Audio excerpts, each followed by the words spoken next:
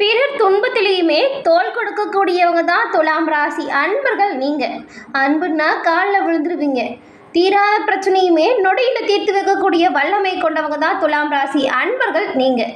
நீதி நேர்மையோடு உங்களோட வாழ்க்கையை நடத்தும் அப்படிங்கிறதுல ரொம்பவுமே கவனமாக இருப்பீங்க. உங்ககிட்ட நிறைய விதமான அற்புத குணங்கள் இருக்கும். துலாம் ராசி அப்படிங்கிறது ஒரு காற்று ராசியாக பார்க்கப்படுது. அதாவது எப்படின்னா, காற்று போல எல்லா இடத்துலையுமே தன்மையாக பழகக்கூடிய இயல்பு துலாம் ராசி அன்பர்கள் உங்களுக்கு இருக்கும். அடுத்தவங்க துன்பப்பட்டாலாம் உங்களால் தாங்கிக் கொள்ளவே முடியாது. ஏழை பணக்காரன் அப்படிங்கிற ஒரு வித்தியாசம் உங்ககிட்ட துளியுமே இருக்காது.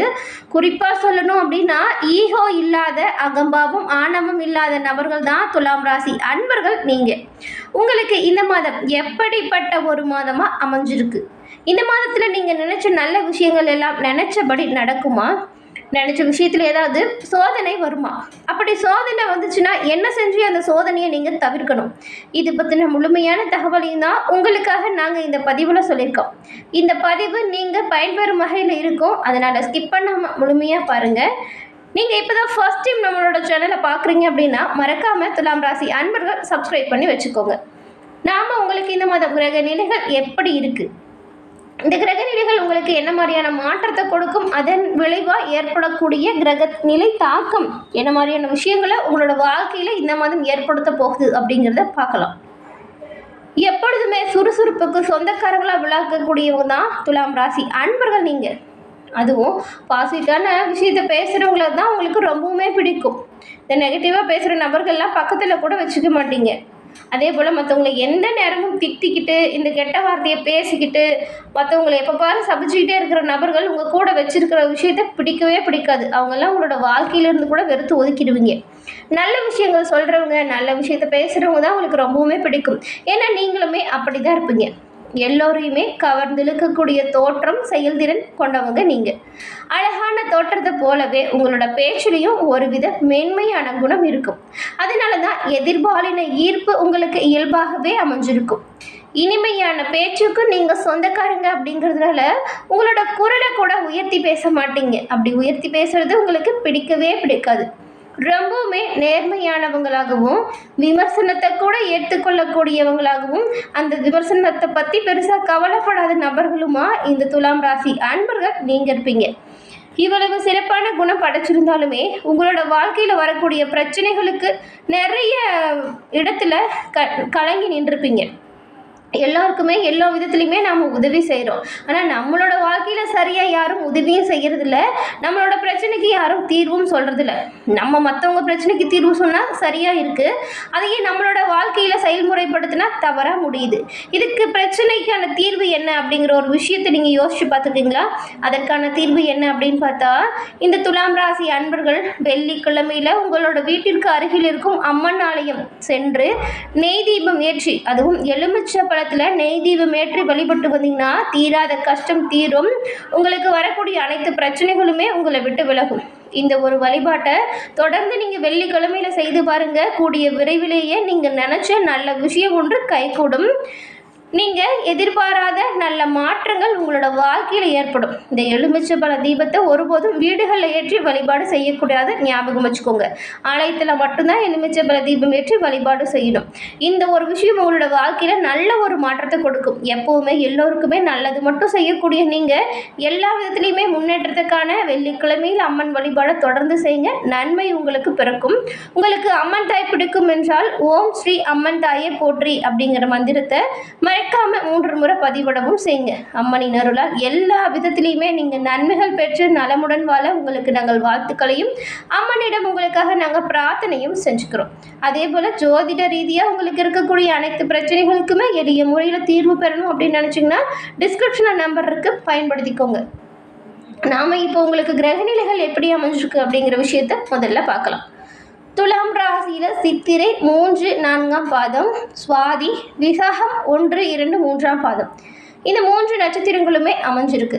இந்த 3 நட்சத்திரக்காரர்களுக்கும் கிரக நிலைகள் அப்படிங்கிற விஷயம், அஷ்டமஸ்தானத்தில் சுக்கிரனும் பாக்கியஸ்தானத்தில் சூரியனும் குருவும் இருக்காங்க. தொழில் ஸ்தானத்தை பார்த்தா புதன் பகவானும், லாபஸ்தானத்தில் செவ்வாயும் கேது பகவானும், பஞ்சமஸ்தானத்தில் சனி பகவானும் ராகு பகவானும் இந்த மாதிரியான கிரக நிலைகளில் வலம் வரக்கூடிய சூழ்நிலையில் கிரகங்கள் அமைஞ்சிருக்கு இந்த மாதம். இந்த கிரகநிலை மாற்றம் அப்படிங்கிறது மாத தொடக்கத்திலேயே பஞ்சமஸ்தானத்தில் சனி பகவான் வக்ரம் ஆரம்பிக்க போகிறாரு.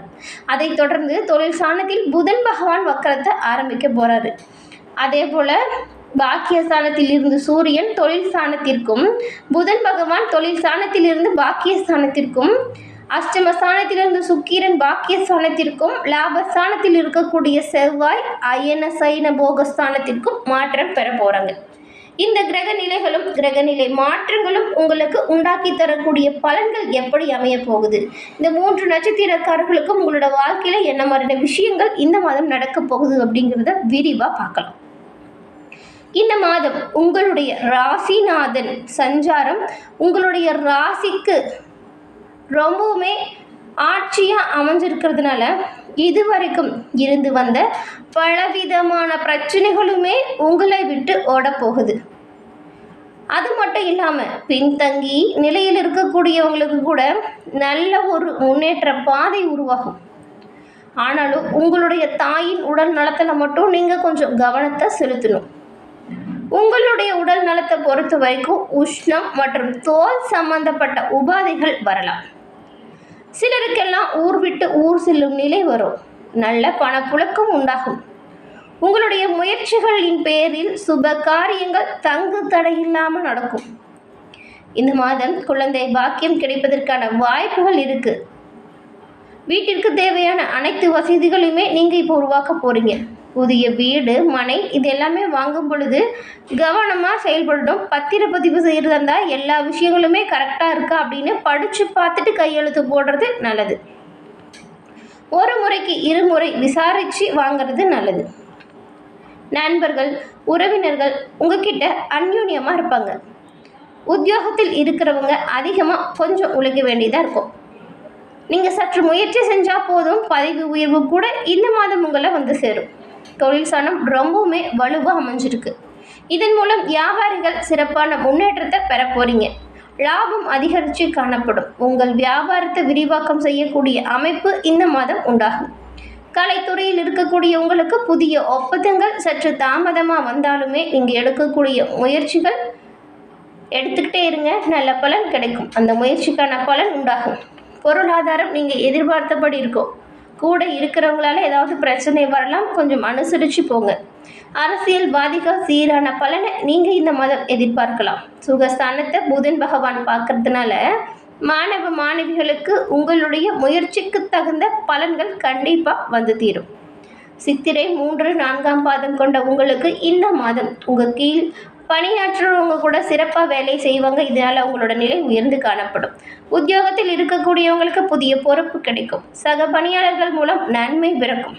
சுவாதி நட்சத்திரக்காரங்களுக்கு இந்த மாதம் திருமணம் தொடர்பான பேச்சுவார்த்தை சாதகமாக நடக்கும். குடும்பத்தில் உள்ளவங்களால் வருமானம் உண்டாகும். கணவன் மனைவிக்கிடையே மனம் விட்டு பேசி எடுக்கக்கூடிய முடிவுகள் குடும்ப முன்னேற்றத்திற்கு உதவியாக இருக்கும்.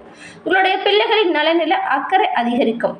விசாகம் 1, 2, 3ஆம் பாதம் கொண்ட உங்களுக்கு இந்த மாதம் அடுத்தவங்க ஆச்சரியப்படும் வகையில் ரொம்பவுமே சாமர்த்தியமாக உங்களோட காரியங்களை செய்து வெற்றி பெற போறீங்க. புதிய நட்பு மூலம் மகிழ்ச்சி உண்டாகும். எதையும் துணிச்சலுடன் எதிர்கொள்ள போறீங்க. தடைபட்டு வந்த காரியங்கள் தடை நீக்கும். சாமர்த்தியமான பேச்சால் ஆதாயம் பிறக்கும். இந்த மாதம் உங்களோட வாழ்க்கையில் வரக்கூடிய அனைத்து பிரச்சனைகளையுமே தீர பரிகாரமாக என்ன பண்ணலாம் அப்படின்னு பார்த்தா, தினமும் நவ கிரகத்தை வளம் வந்து வழிபடுங்க, நன்மை உண்டாகும். வெள்ளிக்கிழமையில் அம்மன் வழிபாடை தொடர்ந்து செய்யுங்க, காரிய தடை விலகும். அது மட்டும் இல்லாமல் இந்த ஒரு விஷயத்தை தொடர்ந்து செய்யுங்க, நல்லது பிறக்கும். கண்டிப்பாக குலதெய்வ வழிபாடு ரொம்பவுமே முக்கியமான விஷயமா பார்க்கப்படுது. துலாம் ராசி அன்பர்கள் தொடர்ந்து குலதெய்வத்தை வழிபட்டு வந்தீங்கன்னா கட்டாயமாக உங்களோட வாழ்க்கையில் நிலையான முன்னேற்றத்தை நீங்கள் பெற முடியும். உங்களுடைய ஒவ்வொரு வளர்ச்சிக்குமே உங்களுடைய குலதெய்வம் உறுதுணையாக இருக்கும். குடும்பத்தோடு சென்று குலதெய்வ கோவிலில் நீங்கள் பிரார்த்தனையை முடிச்சுட்டு வாங்க. ஏதாவது வேண்டுதல் இருந்தால் கூட அதை நிறைவேற்றிட்டு வாங்க.